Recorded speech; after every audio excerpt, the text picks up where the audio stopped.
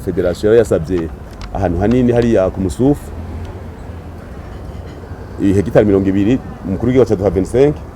tuvuga tuti ama federation nzoha zine hanyuma 216 za federation ishiramwo tere nziza mu ya FIFA les procédures zizohera muri janvier février muri au niveau yo guheza ba ibijanye na plan de financement ya $1 milliard muri Afrika.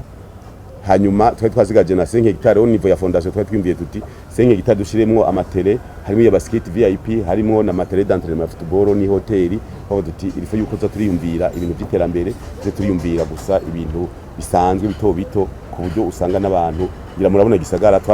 cyarasubiye inyuma kubera investissement zo mu gisagara ntizigeze zijana nibihe. Urumva urashaka kuri mi equipe ugasanga ikipe imaze 60 nigira terre d'entraînement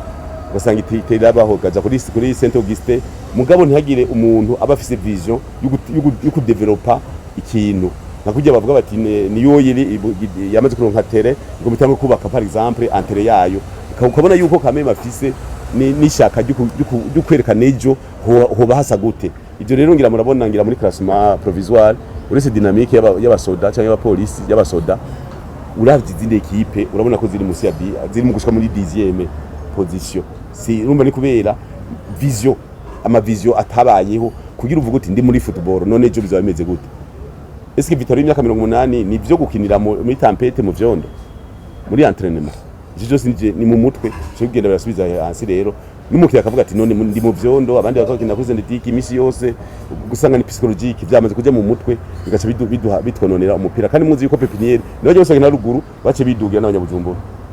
muzogire evaluation mwese mu journaliste murabe mu equipe yose akina ngira equipe ifise bakina mu bavyujumura ngira Negre Noir mugabandi bose n'abanyabujumbura